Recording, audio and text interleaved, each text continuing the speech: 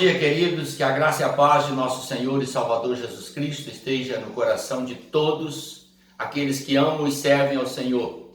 Na manhã desse belo dia dado por Deus, ainda gozando de sua proteção, de seu sustento, do seu amor, queremos convidar a todos para mais uma vez nos achegarmos à palavra de Deus e buscarmos nela instruções para que a nossa fé seja crescida e nosso conhecimento também, e que assim possamos crescer como ensina a palavra de Deus, na graça, no conhecimento, no temor e no amor ao Senhor.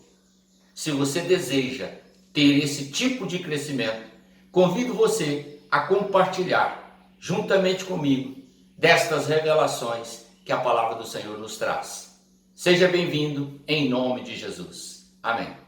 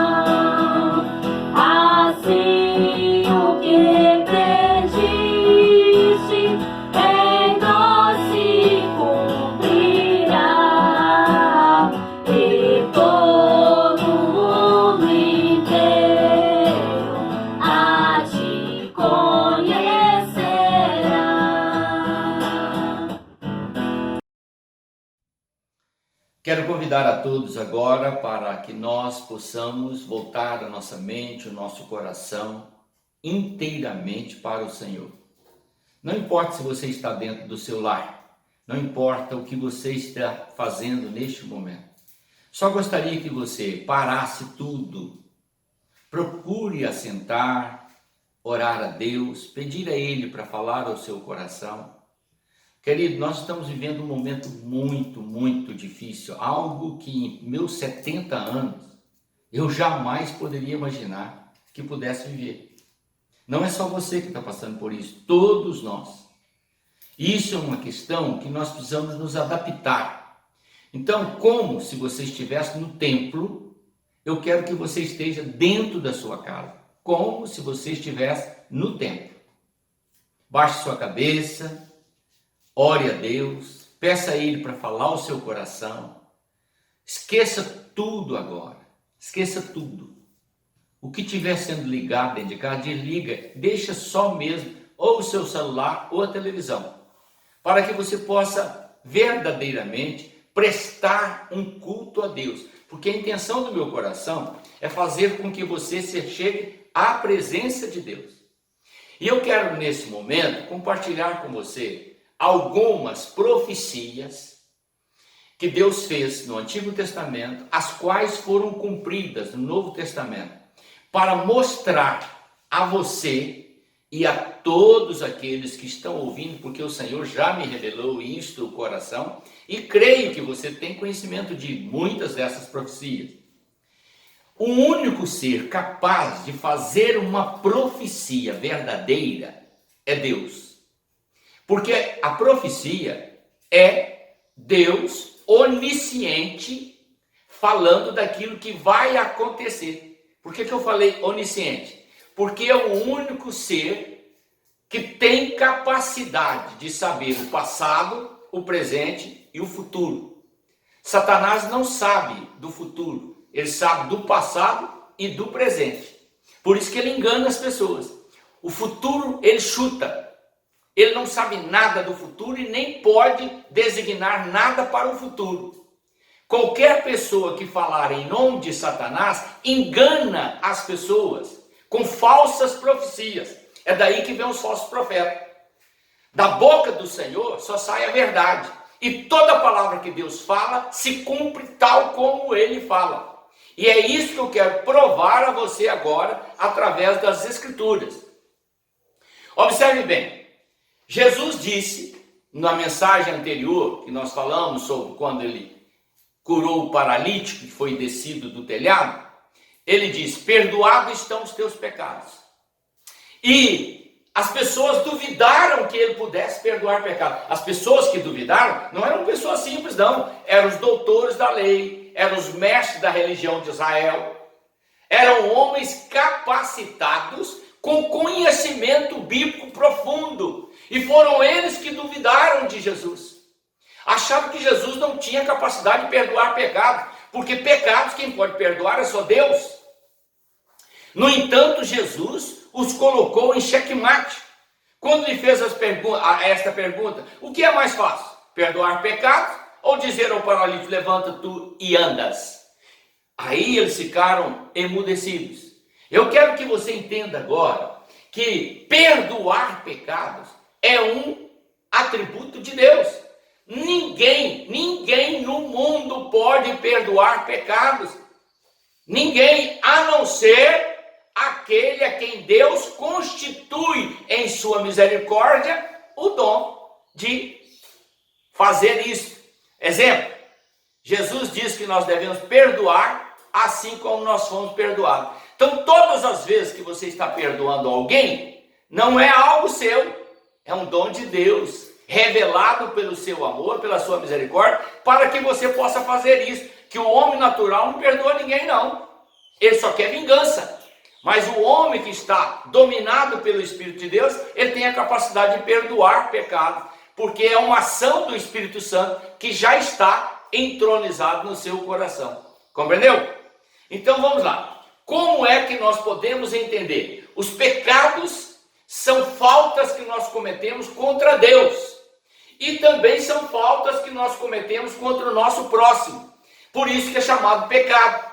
É afronta, é maneira de nós prejudicarmos tanto a santidade de Deus como o nosso próximo em sua conduta. Daí a necessidade de entendermos. E o único ser que é capaz de tirar o pecado de nosso coração, vou dizer para você mais uma vez, Jesus foi ensinar os discípulos a orar. E os discípulos ficaram encantados com a oração. E Jesus depois falou para eles assim, se vocês não perdoarem aqueles que vos maltratam, de maneira nenhuma vocês serão perdoados no céu. Você está vendo? Não se trata de um dom do homem, é um dom de Deus. Se você não utilizar o dom que Deus te dá, você é incapaz de perdoar. É por Deus que você perdoa, e é por Deus que você é perdoado. E só alcança o perdão aquele que aprende a perdoar. Porque quem não perdoa, também não será perdoado por Deus. Está entendendo? Para que nós tenhamos conhecimento desta verdade, nós temos que entrar nas profecias e saber por que o ensinamento de Jesus é verdadeiro e por que nós temos que crer nele. Porque crer em Jesus, querido, não é ter religião, não. Tem pessoas que pensam que crer em Jesus é ter religião. Ah, aqueles ali são os crentes de Jesus. Eu sou o crente da Maria, eu sou o crente do Tomé, eu sou o crente do Pedro, ou eu sou o crente do Bartolomeu. Não se trata de crente no ser, se trata de crente naquele que verdadeiramente é Deus. Jesus é o único ser credenciado pelo Pai para trazer ao nosso coração ensinamento da vida eterna. E Ele é o único que pode dar a mim e a você não só o perdão dos pecados, como conhecimento pleno das revelações em Cristo, em Deus. Então vamos lá. Para que você entenda por que Jesus foi o único credenciado por Deus, por que Maria não está credenciada a nem interceder e nem pedir e nem perdoar pecados. Não está. Por que Pedro não está? Por que Paulo não está? Porque eles foram servos de Deus, usados por Deus em seus propósitos, cada um a seu tempo, mas todos dentro dos propósitos de Deus, seres humanos como eu e você. Eu que estou sendo usado por Deus agora para te ensinar essas coisas que estão registradas no livro sagrado. Então vamos lá. No Salmo 27, verso 12, nós temos esta escritura: não me entregues à vontade dos meus adversários, pois contra mim se levantaram falsas testemunhas, respirando violência. Também está no Salmo 35, verso 11. Eu quero que você entenda isso aqui, porque é uma profecia. O salmista, quando escreveu isso, ele não sabia a quem se referia e nem quando ia cumprir. Está entendendo? Isso foi escrito aproximadamente entre o ano 900 a 1000 antes de Jesus. Então, para você ter uma ideia, que o registro da Escritura é feita por Deus através do homem.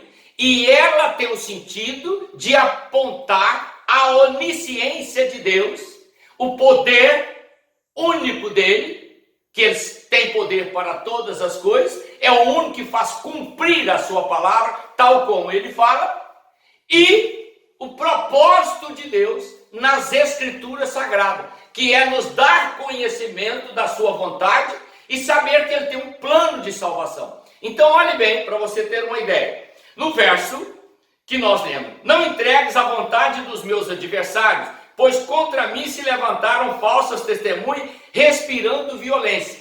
Quando é que se cumpriu essa profecia, querido? Mateus 26, 60 a 61. Está registrado. E não acharam, apesar de se terem apresentado muitas testemunhas falsas, mas por fim chegaram a 2, afirmando: esse disse, eu posso derrubar o templo de Deus e reedificá-lo em 3 dias.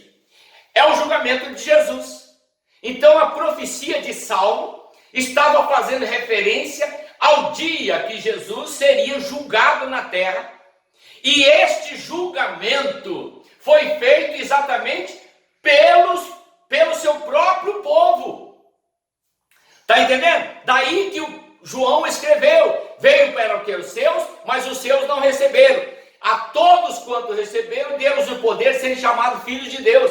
Aqui é o próprio povo de Deus, é Israel, que está julgando Jesus. E eles utilizam, portanto, da própria palavra do Senhor para dar o julgamento que Deus havia previsto há quase 1000 anos atrás que haveria de acontecer. do jeito que o salmista escreveu, acontece na hora que Jesus está sendo julgado. Dá para você duvidar de alguma coisa assim? 1000 anos de diferença entre uma escritura e a outra. No entanto, literalmente acontece tal como foi dito pelo salmista. O outro texto nós encontramos em Isaías 53, verso 7. Aqui nós encontramos assim: ele haveria de permanecer em silêncio quando foi acusado. Vamos ver então o versículo? Ele foi oprimido e humilhado, mas não abriu a sua boca. Como um cordeiro foi levado ao matadouro, e como ovelha muda perante os seus tosqueadores, ele não abriu a sua boca. Isaías capítulo 53, verso 7. O profeta Isaías escreveu 750 anos antes de Jesus nascer. Antes de Jesus nascer, ele registrou esta escritura. Quem lhe deu a escritura? O Espírito Santo de Deus. Porque estava dentro do propósito de Deus fazer essa revelação a Israel. Agora vou mostrar a você. O cumprimento dessa profecia está em Mateus, capítulo 26, 62 e 63. Preste atenção. E levantando-se o sumo sacerdote, perguntou a Jesus: nada responde ao que estes depõem contra ti? Jesus, porém, guardou silêncio. E o sumo sacerdote lhe disse: conjuro-te pelo Deus vivo, que nos diga se tu és o Cristo, o Filho de Deus. Mateus 27, 12 a 17. Eles estavam querendo que Jesus declarasse: eu sou o Filho de Deus. Mas Jesus guardou silêncio para que se cumprisse o que estava escrito no livro do profeta Isaías. Como cordeiro mudo foi levado perante os seus tosqueadores, aqueles que haveriam de condená-lo e despojá-lo de tudo quanto direito de vida que ele tinha e levá-lo à morte na cruz. Os próprios que foram criados para testemunhar e proclamar Jesus se voltam contra ele por causa da incredulidade. Não há algo pior para invadir o coração do homem que seja a incredulidade. Quando você desconhece a palavra de Deus, você ainda tem uma oportunidade de conhecê-la. Mas quando você ouve a palavra de Deus e a despreza, você se torna um ser desprezível aos olhos de Deus, porque você está rejeitando o grande amor de Deus e a grande salvação que Ele preparou para você. Está entendendo? E a palavra de Deus nos registra isso, nos revela isso, para que você compreenda que não é um livro qualquer. É um livro santo, inspirado por Deus, com finalidades, com propósitos, e que nele está contido a verdade. Não há nenhuma dúvida, e você não pode questionar. Mas vamos então ao cumprimento, para você ver. Isaías 50, verso 6, diz assim, ó: as minhas costas dei aos que me feriam, as minhas faces aos que me arrancavam os cabelos. Não escondi a minha face dos que me afrontavam e me cuspiam. Jesus seria, portanto, golpeado, espancado, cuspido. Novo Testamento, querido, 750 anos depois, o fato se elucidou ou tornou realidade. Vemos em Marcos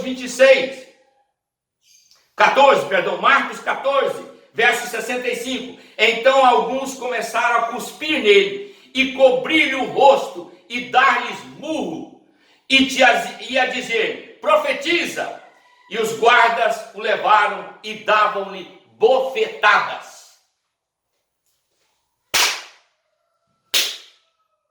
Para você saber.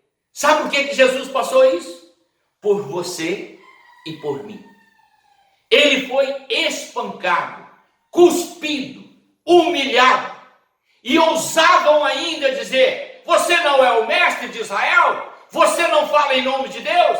tamparam a cabeça dele, para que ele não visse nada, e socava o rosto dele, e dizia: profetiza, quem foi que te bateu? Você não é Deus? Você não fala em nome de Deus? Então profetiza, quem foi que te bateu? E Jesus ficava de boca fechada. Por quê? Para se cumprir o verso anterior que nós já lemos no capítulo 53 de Isaías. Agora, neste capítulo de Isaías 50, verso 6, ele está sendo golpeado, cuspido e espancado em sua face, porque ele verdadeiramente é o Filho de Deus que tira o pecado do mundo. Ainda temos em Salmo 69, verso 4, esta expressão profética: aqueles que me odeiam sem causa são mais do que os cabelos da minha cabeça. Aqueles que procuram destruir-me, que me atacam com mentiras, são poderosos. Tenho de restituir o que não furtei. Vamos ver essa profecia cumprindo-se em João capítulo 15, verso 23 a 25. Aquele que me odeia, odeia também a meu Pai. Se eu não tivesse feito entre eles o que nenhum outro fez, não teriam pecado. Mas agora viram e odiaram a mim e meu Pai. Mas é para que se cumpra a palavra que está escrita na sua lei. Odiaram-me sem motivo. Novamente, querido, nós temos aqui registrado Salmo 69, verso 4. Voltamos no tempo ao ano mais ou menos entre 900 e 1000, onde foi registrada esta profecia. E o seu cumprimento está registrado no livro de João. Ele foi odiado, e Jesus está declarando: se vocês tivessem ouvido a palavra e dado crédito a ela, não haveria motivo para ter ódio no coração de vocês. Mas por que vocês me odeiam? Vocês me odeiam porque as palavras que eu falo vai de encontro ao pecado de vocês. Vai de encontro ao pecado de vocês. Quando Deus nos fala, querido, a palavra dele verdadeiramente nos atinge. Você não pode correr de Deus quando ele está falando ao seu coração. Você tem que ouvir a voz dele, porque ele está falando para o seu bem. Ele está falando porque ele te ama. É porque ele quer restaurar a sua vida. Ele quer ativar a sua fé. Ele quer trazer você para perto dele e mostrar a você que ele é Deus, que ele é santo e que ele tem poder de perdoar os seus pecados. Não importa o que você esteja fazendo, ele tem poder de perdoar os seus pecados e justificá-lo para que você viva a vida eterna com ele.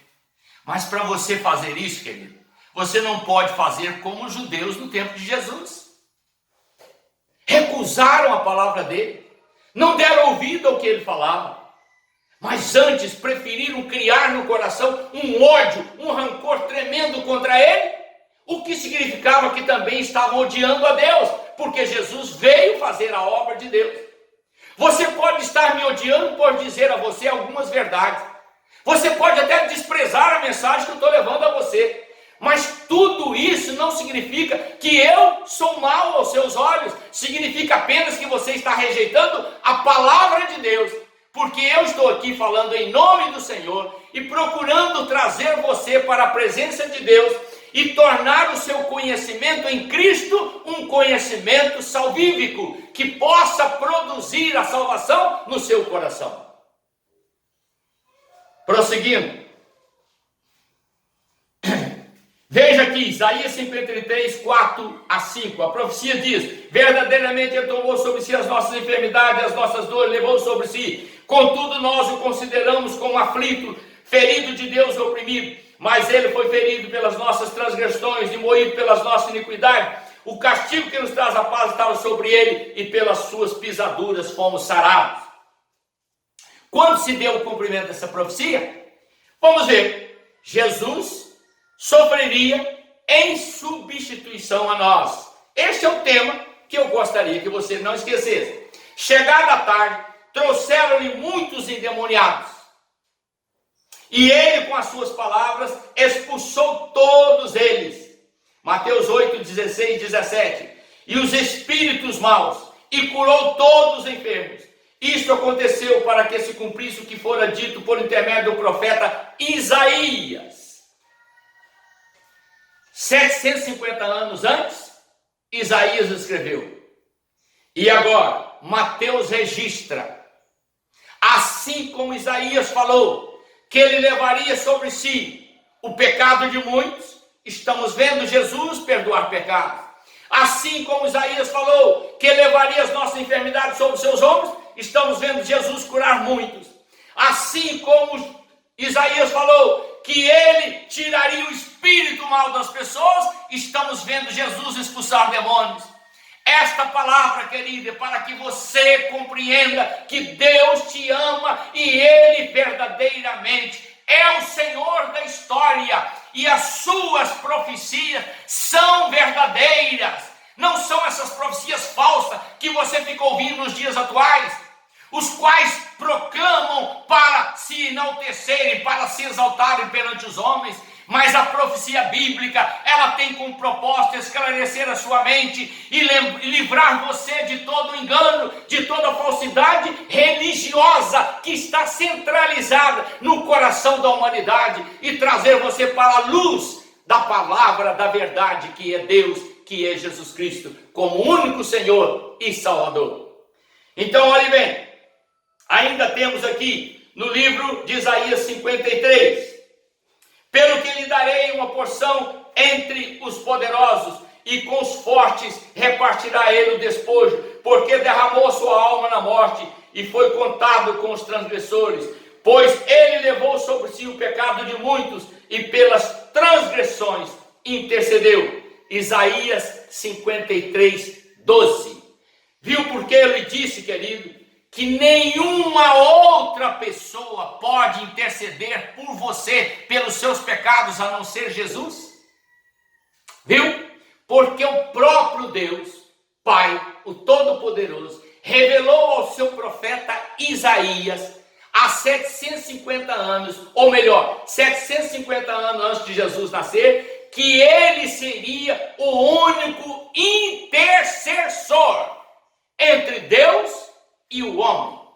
Ninguém mais, nenhum outro ser recebeu de Deus este poder, esta autoridade para pegar o homem pecador e levá-lo junto a Deus e dizer: este é meu, porque eu o justifiquei perante a tua face com a minha morte. Somente Jesus tem este poder e esta capacidade, e foi dada por Deus, e ele a conquistou na cruz. Ninguém mais, nenhum outro ser, o Senhor credenciou a fazer isso. Olhe bem o cumprimento dessa profecia, querido. E foram crucificados com ele 2 assaltantes, um à direita e outro à esquerda. Agora eu vou mostrar a você. Lembra dos 2 assaltantes? A palavra do Senhor diz assim: e os 2 estavam zombando de Jesus na cruz. Ridicularizavam, criticavam. O Senhor não é o Filho de Deus? Por que então você está pendurado na cruz? Desça daí, salva-te a ti mesmo.